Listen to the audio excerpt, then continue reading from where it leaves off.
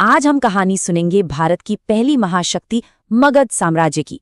ये एक ऐसा सफर है जो हमें प्राचीन राजाओं के दौर से लेकर सीधे आज के आधुनिक बिहार तक ले जाएगा। ये उस जमीन की कहानी है जिसने सम्राट अशोक का पराक्रम भी देखा, बुद्ध की शिक्षाओं को भी सुना और आर्यभट्ट के ज्ञान को भी दुनिया तक पहुंचाया। तो चलिए इस कहानी के पन्ने पलटते हैं। जरा सोचकर देखिए, एक ऐसी ताकत जिसके खौफ से दुनिया जीतने निकला सिकंदर भी भारत के दरवाजे पर आकर ठिठक गया। उसकी सेना ने आगे बढ़ने से ही इनकार कर दिया। इतना ही नहीं, उसके सबसे काबिल जनरल को भी मुंह की खानी पड़ी। यही था मगध का दबदबा। तो सवाल ये उठता है कि आखिर ये साम्राज्य इतना ताकतवर बना कैसे? अपने इस सफर में हम मगध के पूरे जीवन को 5 हिस्सों में समझेंगे। पहले देखेंगे कि ये एक अजेय साम्राज्य बना कैसे, फिर इसके शुरुआती राजवंशों की बात करेंगे, सम्राटों के उस सुनहरे दौर को जानेंगे। इसके बाद समझेंगे कि इसका पतन क्यों हुआ और आखिर में देखेंगे कि आज हमारे लिए मगध की विरासत क्या है। तो कहानी की शुरुआत होती है जनपदों के युग से। आप इन्हें उस दौर के छोटे छोटे राज्य या प्रांत समझ सकते हैं। धीरे धीरे वक्त के साथ ये जनपद आपस में जुड़ते गए और इनसे बने 16 शक्तिशाली महाजनपद। इन 16 महाजनपदों में काशी, कोसल, अवंती जैसे कई बड़े और ताकतवर राज्य थे। हर कोई एक दूसरे से ज्यादा शक्तिशाली बनना चाहता था, लेकिन इन सब के बीच एक महाजनपद था जो धीरे धीरे बाकी सब पर भारी पड़ने लगा, और वो था मगध। अब मगध की कामयाबी के पीछे कोई एक वजह नहीं थी, बल्कि कई चीजें एक साथ उसके पक्ष में थीं। पहली चीज उसकी राजधानियां, पहले राजगीर और बाद में पाटलिपुत्र, पहाड़ियों और नदियों से ऐसी घिरे थीं कि उन्हें जीतना लगभग नामुमकिन था। दूसरा, झारखंड की खदानों से उसे बेशुमार लोहा मिलता था, जिससे उस जमाने के सबसे बेहतरीन हथियार बनते थे। तीसरा, गंगा के उपजाऊ मैदानों से इतनी फसल होती थी कि खजाना हमेशा टैक्स से भरा रहता था। और सबसे जरूरी, यहाँ एक के बाद एक ऐसे राजा हुए जो बहुत महत्वाकांक्षी थे और साम्राज्य को बढ़ाने के लिए कुछ भी कर सकते थे। तो चलिए देखते हैं कि इस साम्राज्य के विस्तार की नींव कैसे रखी गई। सबसे पहले मैदान में आता है हर्यंक वंश, जहां हमें 2 बिल्कुल अलग तरह की रणनीतियां देखने को मिलती हैं। पहले शासक थे बिंबिसार। इनका मानना था कि जंग से ज्यादा ताकत दोस्ती में है, तो उन्होंने कोसल, लिच्छवी और मद्र जैसे बड़े राज्यों में शादियां की और रिश्ते बनाकर अपना प्रभाव बढ़ाया। लेकिन फिर आए उनके बेटे अजातशत्रु, जिन्होंने अपने पिता की ही हत्या कर दी और गद्दी पर बैठ गए। इनका रास्ता बिल्कुल उल्टा था। इन्होंने अपने पिता के बनाए दोस्तों, यहाँ तक कि अपने ही ननिहाल यानी लिच्छवियों पर भी हमला कर दिया और सिर्फ ताकत के दम पर साम्राज्य को फैलाया। हर्यंक वंश के बाद सत्ता में आया शिशुनाग वंश, और उन्होंने वो काम कर दिखाया जो बिंबिसार और अजातशत्रु दोनों ही नहीं कर पाए थे। उन्होंने मगध के सबसे बड़े दुश्मन अवंती को आखिरकार हरा दिया और इस तरह 100 साल से चली आ रही दुश्मनी का अंत कर दिया। और अवंती पर इस जीत के साथ ही मगध अपने शिखर पर पहुंचने के लिए पूरी तरह तैयार था। ये वो दौर था जिसकी शुरुआत नंद वंश से होती है, जिनकी फौज की कहानियां तो दूर दूर पूरी दुनिया में मशहूर हो चुकी थी। आगे बढ़ने से पहले एक नज़र इस टाइमलाइन पर डालते हैं। सफर शुरू हुआ हर्यंक वंश से लगभग 544 ईसा पूर्व में। फिर सत्ता शिशुनाग वंश के पास गई और उनके बाद आए नंद। नंदों के बाद मौर्य साम्राज्य का उदय हुआ, जो कि मगध का शिखर था। और फिर कई सदियों बाद गुप्त वंश ने एक बार फिर मगध की शान लौटाई। नंद वंश की ताकत का अंदाजा आप बस इसी बात से लगा सकते हैं कि उनकी सेना में 2 लाख से ज्यादा पैदल सैनिक थे। 2 लाख!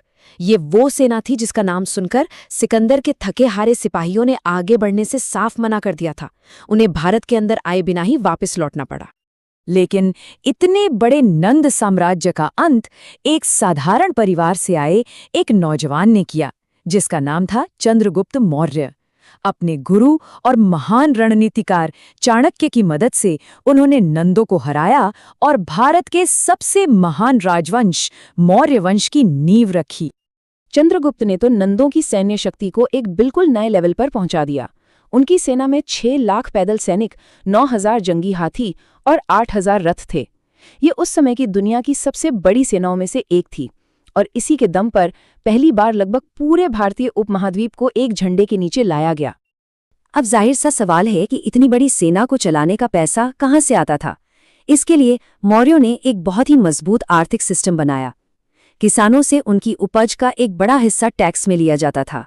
लगभग हर तरह के व्यापार पर सरकार का कंट्रोल था, यहाँ तक कि सरकारी नहरों से सिंचाई का पानी लेने पर भी टैक्स लगता था। चंद्रगुप्त के पोते हुए अशोक, जिन्हें हम अशोक महान के नाम से जानते हैं, लेकिन उनका सफर बहुत क्रूरता से शुरू हुआ। कहा जाता है कि उन्होंने गद्दी पाने के लिए अपने 99 भाइयों की हत्या की और फिर कलिंग पर एक ऐसा भयानक युद्ध छेड़ा जिसमें लाखों लोग मारे गए। लेकिन उसी युद्ध के मैदान में हुए खून खराबे ने उन्हें हमेशा के लिए बदल दिया। हिंसा का रास्ता छोड़ने के बाद अशोक ने धम्म की नीति अपनाई। अब ये धम्म कोई नया धर्म नहीं था, बल्कि ये एक नैतिक कोड था। इसमें अहिंसा, बड़ों का आदर करना और हर धर्म के प्रति सहनशीलता का संदेश था। अशोक ने इसका इस्तेमाल अपने विशाल साम्राज्य को शांति के रास्ते पर एक साथ जोड़े रखने के लिए किया। लेकिन कहते हैं ना, हर चीज का एक अंत होता है। हर महान साम्राज्य की तरह मगध का भी पतन हुआ। और हैरानी की बात यह है कि इस पतन के बीज अशोक के ही शासनकाल में पड़ने शुरू हो गए थे, जब आर्थिक परेशानियां सामने आने लगी थीं। तो साम्राज्य के बिखरने की कई वजहें थीं। एक तो सेना और अधिकारियों पर इतना ज्यादा खर्च हो रहा था कि शाही खजाना खाली हो गया। अशोक के बाद जो भी राजा आए वो बहुत कमजोर साबित हुए। और फिर हुआ आंतरिक विश्वासघात। आखिरी मौर्य सम्राट को उसी के सेनापति ने मार डाला, जिससे बाहरी हमलावरों को भी हमला करने का मौका मिल गया। कई सदियों के बाद गुप्त वंश के समय में मगध की खोई हुई शान एक बार फिर से लौटी। समुद्रगुप्त जैसे महान शासक हुए, जिन्हें उनकी जीतों की वजह से भारत का नेपोलियन भी कहा जाता है। चंद्रगुप्त द्वितीय जैसे राजाओं ने साम्राज्य को एक नई बुलंदी पर पहुंचाया। पर अफसोस, ये वापसी भी हमेशा के लिए नहीं थी। 12वीं शताब्दी में बख्तियार खिलजी के हमले ने मगध को वो आखिरी और सबसे गहरा जख्म दिया जिससे वो फिर कभी उभर नहीं पाया। उसने सिर्फ इस इलाके को लूटा ही नहीं, बल्कि ज्ञान के सबसे बड़े केंद्र नालंदा विश्वविद्यालय और उसकी लाखों किताबों वाली लाइब्रेरी को भी जलाकर राख कर दिया। और इसी के साथ एक राजनीतिक केंद्र के तौर पर मगध का सूरज हमेशा के लिए डूब गया। तो चलिए अब कहानी के टाइम मशीन में बैठकर सीधे आधुनिक युग में चलते हैं और देखते हैं कि मगध की इस प्राचीन भूमि ने अंग्रेजों के दौर को पार करके आज के बिहार राज्य का रूप कैसे लिया। और यहाँ इतिहास ने एक बड़ी अजीब करवट ली।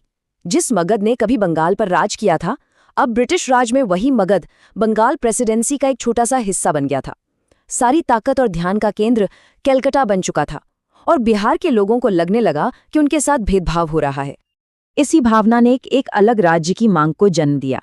इसकी शुरुआत 1894 में द बिहार टाइम्स अखबार ने की। ये आंदोलन धीरे धीरे बढ़ता गया। 1908 में हिंदू और मुस्लिम दोनों समुदायों के नेताओं ने मिलकर ये मांग अंग्रेजों के सामने रखी और आखिरकार 1912 में बिहार और उड़ीसा को बंगाल से अलग करके एक नया प्रांत बना दिया गया। इस तरह प्राचीन मगध की भूमि पर एक नई आधुनिक पहचान की नींव रखी गई। तो अंत में हम इसी सवाल पर आकर रुकते हैं। एक प्राचीन साम्राज्य की परछाएं, उसकी शानदार जीतें, उसकी खोजें और उसका दर्दनाक पतन आज एक आधुनिक राज्य की पहचान को किस तरह से गढ़ती है और प्रभावित करती है।